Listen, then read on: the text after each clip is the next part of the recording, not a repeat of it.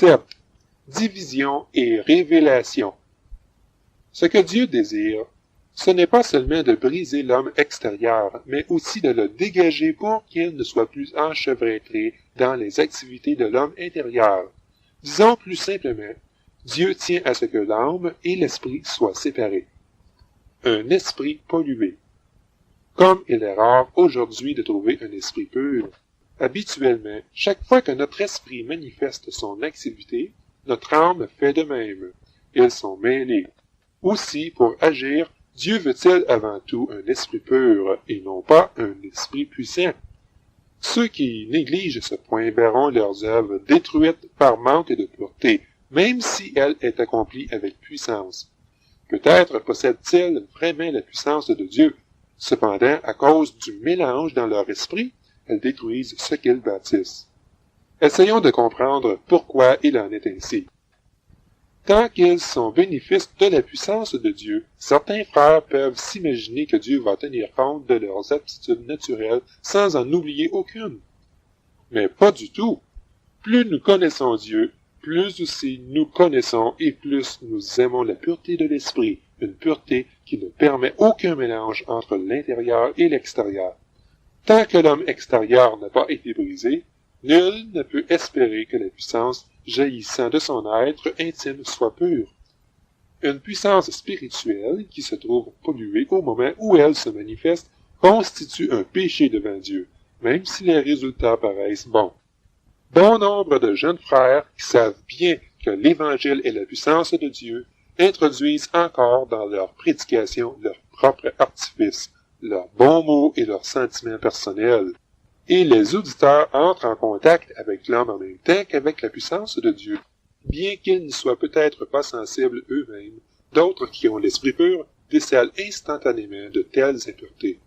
Combien de fois le zèle que nous mettons à notre œuvre se trouve mélangé de petites satisfactions personnelles?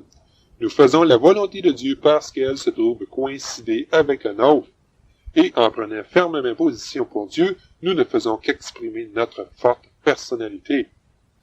Cette impureté étant notre plus grand problème, il faut que Dieu œuvre dans notre vie de manière à ce que notre homme extérieur soit brisé et que nous soyons raffinés, délivrés de nos impuretés. Dieu ne se borne pas à briser notre coquille, il fait aussi une œuvre d'épuration. Nous voyons ainsi qu'il y a deux façons de nous traiter, en démolissant l'homme extérieur et en le séparant de l'esprit. La première s'accomplit par la discipline du Saint-Esprit, tandis que la seconde s'accomplit par la révélation de l'Esprit. Le besoin de brisement et de séparation. L'homme extérieur a besoin d'être brisé pour que l'Esprit soit libéré. Mais quand l'Esprit manifeste son activité, il ne faut pas que l'homme extérieur projette son ombre sur lui. Ce problème nous conduit plus loin que la libération de l'Esprit. Quand on n'est pas éclairé sur la nature de l'homme extérieur et que de ce fait on ne laisse pas Dieu nous juger, l'homme extérieur se manifeste automatiquement en même temps que l'esprit. Quand un tel serviteur exerce son ministère devant Dieu, on peut remarquer que sa propre personne s'est aussi manifestée. Il peut présenter Dieu, mais il présente en même temps son moi non censuré. N'est-il pas frappant que cette partie de nous-mêmes, qui est saillante, notre point le plus fort, touche toujours les autres? Notre homme extérieur non censuré se présentera aux autres par son point le plus fort. C'est un phénomène qui échappe à tous nos efforts pour le cacher. Comment pouvez-vous espérer devenir spirituel en chair si vous n'êtes pas spirituel dans votre chambre? Pouvez-vous simuler la spiritualité? Vous aurez beau le faire, dès que vous ouvrirez la bouche, vous paraîtrez tel que vous êtes. Si vous désirez vraiment être délivré, il faut que Dieu traite votre point fort par la racine et pas simplement en surface. Quand vous aurez été ainsi brisé, c'est alors seulement que votre esprit pourra être libéré et que vous cesserez d'infliger vos impuretés aux autres. Dans la vie des serviteurs de Dieu, c'est l'impureté qui est le plus gros problème. Il arrive fréquemment que nous discernions chez notre frère à la fois la vie et la mort. Nous trouvons Dieu, mais nous trouvons aussi la vie propre, un esprit humble, mais aussi de l'obstination, le Saint-Esprit, mais aussi la chair dans la même personne. Quand un tel frère se lève pour parler, il impressionne les autres par un esprit mélangé, un esprit qui n'est pas pur. Donc, si vous voulez que Dieu se serve de vous comme ministre de son évangile, si vous voulez être son porte-parole, il vous faut rechercher sa faveur en lui adressant cette prière. Ô Dieu, fais une œuvre en moi pour briser mon homme extérieur, pour le dégager. Autrement, c'est le nom du Seigneur qui en pâtira. Tout en exerçant le ministère de la parole, vous donnez aux hommes quelque chose qui est de vous-même. Ce n'est pas de votre manque de vie que le nom du Seigneur se ressent, c'est du flot de vos impuretés, et c'est aussi à l'Église que vous faites du tort. Maintenant que nous avons considéré la discipline du Saint-Esprit, qu'en est-il de la révélation du Saint-Esprit? La discipline du Saint-Esprit peut précéder sa révélation, ou elle peut la suivre. Il n'y a pas d'ordre fixé. Chez l'un, le Saint-Esprit commencera par sa discipline, chez l'autre par sa révélation. Il est certain cependant que la discipline du Saint-Esprit déploie ses effets plus fréquemment dans une même vie que sa révélation. Nous nous référons naturellement à l'expérience des enfants de Dieu et non à la doctrine. Dans la plupart des cas, on aura l'impression que la discipline joue un rôle beaucoup plus important que la révélation. Comment la parole vivante sépare? Car la parole de Dieu est vivante et efficace, plus tranchante qu'une épée quelconque à deux tranchants, pénétrante, jusqu'à partager âme et esprit, jointure et moelle. Elle juge les sentiments et les pensées du cœur. Nulle créature n'est cachée devant lui, mais tout est nu et découvert aux yeux de celui à qui nous devons rendre compte. Hébreux 4, 12 à 13. La première chose à noter, c'est que la parole de Dieu est vivante. Elle est vivante pour ceux qui le discernent. En lisant la Bible, si la vie qui est en elle nous échappe, nous ne discernons pas la parole de Dieu. Jean 3, 16 dit, « Car Dieu a tant aimé le monde qu'il a donné son Fils unique afin que quiconque croit en lui ne périsse pas, mais qu'il ait la vie éternelle. » Telle personne, lorsqu'elle entend ces paroles, s'agenouille et fait cette prière. « Seigneur, je te rends grâce et je te loue, car tu m'as aimé et tu m'as sauvé. » Nous savons tout de suite qu'une telle personne est entrée en contact avec la parole de Dieu, car la parole est devenue vivante pour elle. Quelqu'un d'autre peut être assis à ses côtés, écoutant exactement les mêmes paroles, mais en réalité n'entendant pas la parole de Dieu. Il n'y a de sa part qu'une conclusion à tirer. Puisque la parole de Dieu est vivante, celui qui l'écoute sans que sa vie le pénètre, celui-là n'a pas entendu la parole de Dieu. Mais la parole de Dieu n'est pas seulement vivante, elle est aussi opérante, efficace. Le terme vivante concerne sa nature. Le terme opérante ou efficace s'applique à sa capacité d'accomplir une œuvre chez l'homme. La parole de Dieu ne peut pas retourner à vide. Elle réussira. Elle arrivera à ses fins. Elle n'est pas simple parole. Elle déploie une énergie qui lui est propre, mais qui agira de manière à produire des résultats. Que fait donc pour nous la parole de Dieu? Elle pénètre et divise. Elle est plus tranchante qu'une épée quelconque à deux tranchants. Son tranchant est prouvé par sa capacité de pénétrer jusqu'à la division de l'âme et de l'esprit, des jointures et des moelles. Remarquez l'analogie ici. L'épée à deux tranchants agit contre les jointures et les moelles, et la parole de Dieu contre l'âme et l'esprit. Les jointures et les moelles sont situées tout à fait dans les profondeurs du corps humain. Pour séparer les moelles, il faut faire sauter les os. Pour séparer les jointures, il faut tailler dans la chair. C'est ainsi que l'épée à deux tranchants est capable de travailler en nous. Il n'y a que deux choses qui soient plus difficiles à séparer que les jointures et les moelles. C'est l'âme et l'esprit. Aucune épée, si tranchante soit-elle, ne peut les séparer. C'est ainsi que nous sommes, nous aussi, parfaitement incapables de distinguer entre ce qui est âme et ce qui est esprit.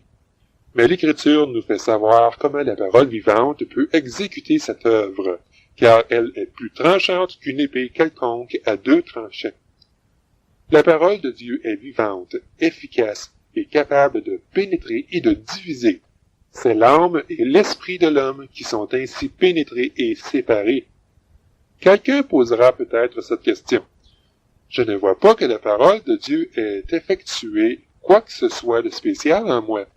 J'ai souvent entendu les paroles de Dieu et même reçu une révélation, mais je ne sais pas ce que c'est que cette pénétration, et je ne comprends pas non plus cette division, autant que je peux me rendre compte.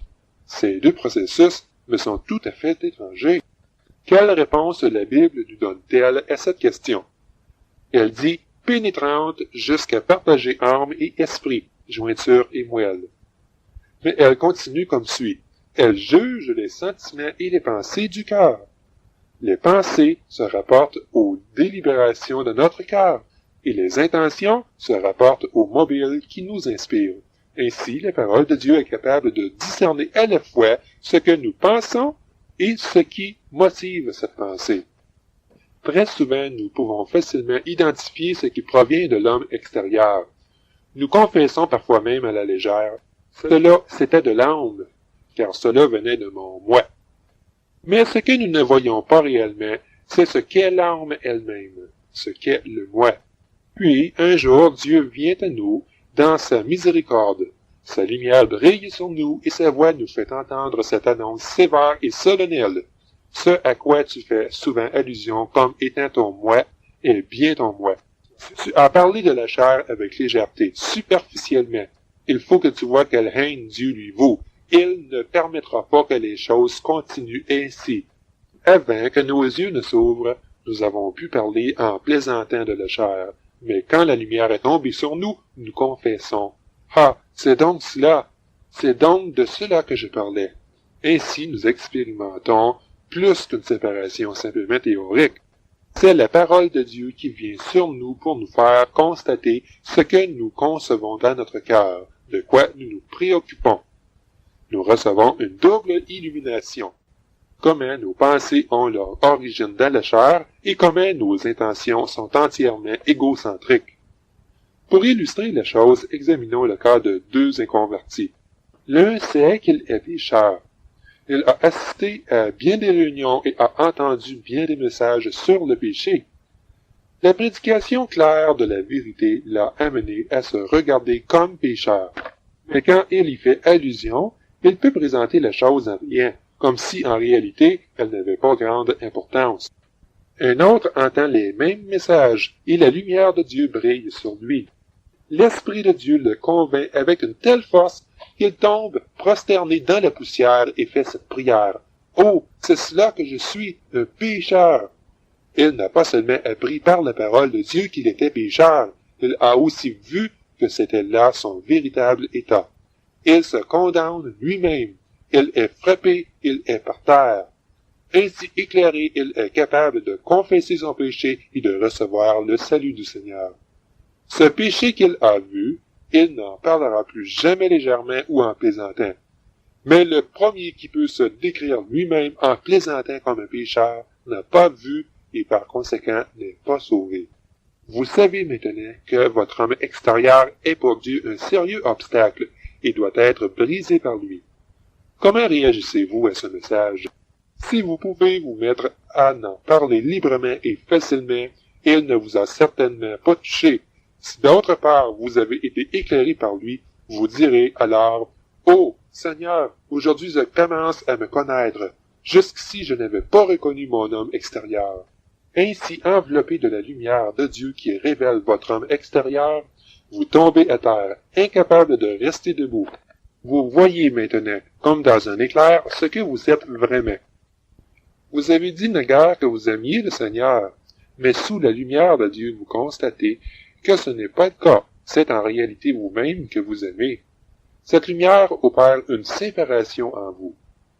Vous vous trouvez intérieurement séparé, non par une conclusion de votre intelligence, de votre raisonnement, ni simplement de par l'enseignement que vous avez reçu, mais par la lumière de Dieu. Vous parliez autrefois de votre zèle pour le Seigneur, mais maintenant la lumière de Dieu vous montre que votre zèle était tout entier attisé par la chair et le sang. Vous pensiez que vous aimiez les pécheurs quand vous prêchiez l'Évangile. Mais maintenant que la lumière est venue, vous constatez que votre prédication émanait surtout de votre besoin d'action, du plaisir que vous aviez à parler, de votre inclination naturelle. Plus cette lumière rayonne profondément, plus se révèlent les mobiles et les vraies pensées de votre cœur. Vous vous imaginiez naguère que vos pensées et vos intentions étaient du Seigneur, mais par cette lumière qui vous a transpercé, vous savez maintenant qu'elles étaient entièrement de vous-même. Une telle lumière vous met dans la poussière devant Dieu. Trop souvent, ce que nous croyons être du Seigneur se révèle quand même être de nous-mêmes. Bien que nous ayons proclamé que nos messages étaient du Seigneur, la lumière céleste nous oblige maintenant à confesser que le Seigneur ne nous avait pas parlé, ou, s'il avait parlé, qu'il nous avait dit si peu de choses. De tout ce qui passe pour être l'œuvre de Dieu, de quelle proportion n'est-ce pas seulement une activité charnelle? Cette révélation de la nature réelle des choses ouvre nos yeux sur ce qui est de nous-mêmes et ce qui vient du Seigneur, sur ce qui vient de l'âme et ce qui vient de l'esprit. Il est merveilleux de pouvoir annoncer « Sa lumière a brillé, esprit et âme sont maintenant séparés, et la pensée et les attentions du cœur viennent au jour. » Vous qui avez expérimenté cela, vous savez que ce n'est pas une simple théorie. Tous vos efforts pour distinguer ce qui est de la vie propre et de ce qui est du Seigneur, pour séparer les éléments de l'homme extérieur de ceux de l'homme intérieur, en allant jusqu'à en dresser la liste et le prendre par cœur, se sont révélés autant de vaines tentatives. Vous continuez à vous comporter exactement comme auparavant, car ce n'est pas par ce moyen que vous vous débarrasserez de votre homme extérieur. Vous parvenez peut-être à condamner la chair, mais vous n'en êtes pas délivré pour autant. La délivrance vient par la lumière de Dieu. Quand cette lumière brille, vous réalisez immédiatement combien la condamnation de votre chair est superficielle et charnelle et combien votre critique de ce qui est naturel a été elle-même naturelle. Mais maintenant, le Seigneur a mis à nu devant vos yeux les pensées et les intentions de votre cœur. Vous tombez dans la poussière devant lui en disant « Ô Dieu, je sais maintenant que ces choses procèdent de mon homme extérieur. Il n'y a que cette lumière-là qui puisse vraiment séparer mon homme extérieur de mon homme intérieur. » Ainsi même, notre condamnation de l'homme extérieur et notre détermination à le rejeter ne nous sont d'aucun secours. Non, la confession même de notre péché n'aboutit à rien, et nos larmes de repentance doivent être lavées par le sang. Quelle folie de nous imaginer que nous pouvons mettre notre péché à découvert. Ce n'est qu'à sa lumière que nous verrons et que tout sera dévoilé. Il faut que ce soit son œuvre issue de l'esprit et non des efforts de notre âme, le produit de notre attendement. Le voilà, le chemin de Dieu. Il n'y en a point d'autre. Voici ce que Dieu dit. Ma parole est vivante et efficace, plus tranchante qu'une épée quelconque à deux tranchants, pénétrante jusqu'à partager âme et esprit, jointure et moelle. Comment donc divise-t-elle? En révélant la pensée et les intentions du cœur. Nous ne connaissons pas notre propre cœur. Bien-aimés, seuls ceux qui sont dans la lumière connaissent leur propre cœur. Personne d'autre, non, personne. Cependant, quand la parole de Dieu vient à nous, nous voyons. Nous sommes convaincus d'égocentrisme, obligés de confesser que c'est nous-mêmes que nous cherchons à glorifier, que nous mettons en avant et dont nous recherchons le prestige. Quelle est bénie cette lumière qui nous fait tomber à ses pieds dans la poussière. Qu'est-ce qu'une révélation? Le passage que nous venons d'étudier continue ainsi. Nulle créature n'est cachée devant lui, mais tout est nu et découvert aux yeux de celui à qui nous devons rendre compte. Qu'est-ce qu'une révélation? À partir de quel moment peut-on dire que ce que nous voyons est une révélation? La révélation nous rend capables de voir ce que Dieu voit. Tout est nu et à découvert aux yeux de Dieu. S'il y a un voile, il est devant nos yeux et non devant les yeux de Dieu. Lorsque Dieu ouvre nos yeux afin que nous connaissions les desseins cachés de notre cœur et les pensées les plus intimes de notre être telles que lui les connaît, nous pouvons parler de révélation. Lorsque nous sommes à découvert devant lui, nous le sommes aussi à nos yeux. Nous avons une révélation. La révélation, elle permet de voir ce que Dieu voit. Si Dieu, dans sa bonté, nous accorde un jour une mesure infime de révélation, en sorte que nous puissions nous voir tel que lui nous voit, nous tomberons immédiatement la face contre terre. Il n'est pas nécessaire que nous nous efforcions d'être humbles. Ceux qui vivent dans la lumière ne peuvent pas être orgueilleux. Nous ne pouvons l'être que si nous demeurons dans les ténèbres.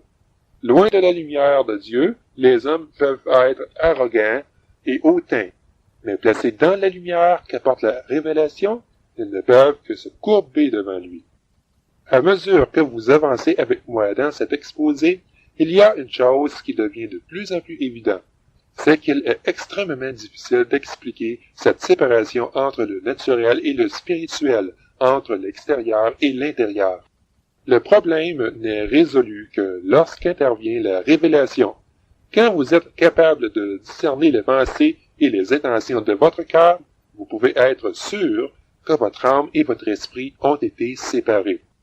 Si vous désirez que Dieu vous emploie, tôt ou tard vous laisserez la lumière briller en vous. Vous vous tournerez vers lui et vous lui direz « Ô Dieu, il n'y a en moi absolument rien qui ait de la valeur. Je ne sais pas si je suis en train d'accuser, ni quel péché je suis en train de confesser. Ce n'est que dans ta lumière que je puis savoir quelque chose. » Avant d'avoir vu poindre la lumière, vous pouvez bien dire que vous êtes pécheur, mais il vous manque la contrition du pécheur. Vous pouvez penser que vous vous haïssez, mais vous n'avez pas un sentiment réel d'horreur de vous-même. Vous pouvez dire que vous renoncez à vous-même, mais le sentiment d'abnégation fait défaut.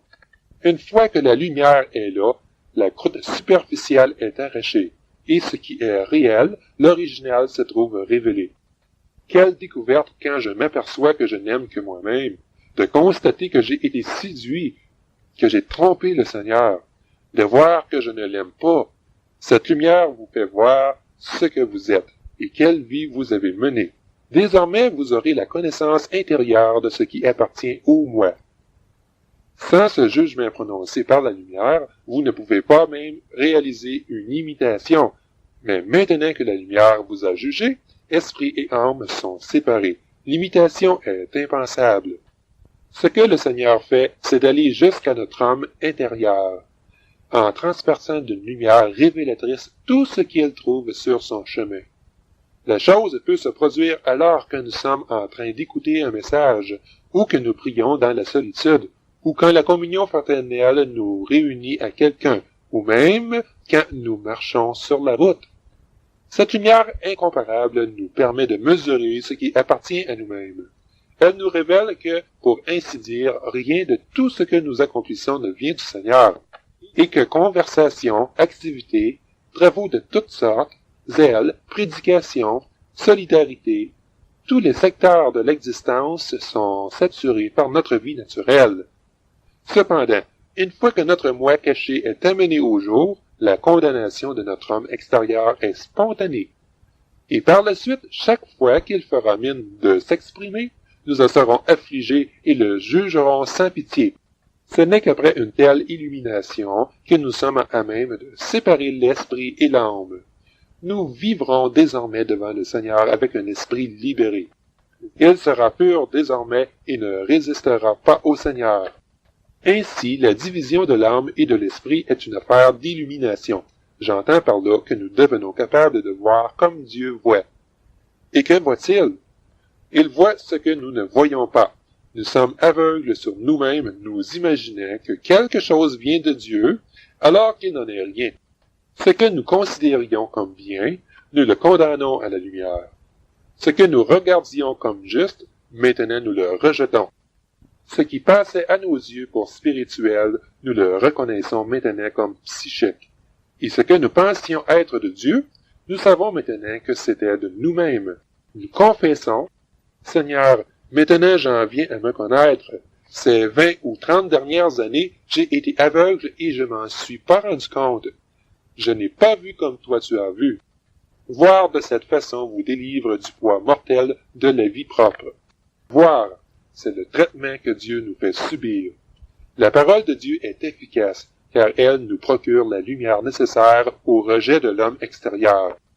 Il ne s'ensuit pas qu'après avoir entendu la parole de Dieu, on change graduellement, comme si voir était un pas et rejeter un autre pas. Illumination et rejet sont deux choses distinctes, mais elles se produisent simultanément. Aussitôt que la lumière frappe, la chair est morte. Aucune chair ne peut conserver la vie à cette lumière-là. Dès l'instant où l'on entre dans la lumière, on se prosterne. La lumière a flétri la chair. La parole de Dieu est vraiment vivante et opérante. Dieu ne parle pas pour s'attendre ensuite à ce que vous produisiez quelque chose. Sa parole est elle-même efficace dans votre vie. Que le Seigneur ouvre nos yeux sur l'importance de la discipline du Saint-Esprit et de la révélation du Saint-Esprit. Les deux travaillent conjointement pour infliger à notre homme extérieur un traitement efficace. Regardons à Dieu pour obtenir sa grâce. Elle nous rendra capables de nous placer dans sa lumière et d'être assez éclairés pour nous incliner devant lui dans une confession sans équivoque. Seigneur, j'ai été insensé et aveugle toutes ces années passées en prenant tout ce qui vient de moi-même comme venant de toi. Seigneur, aie pitié de moi.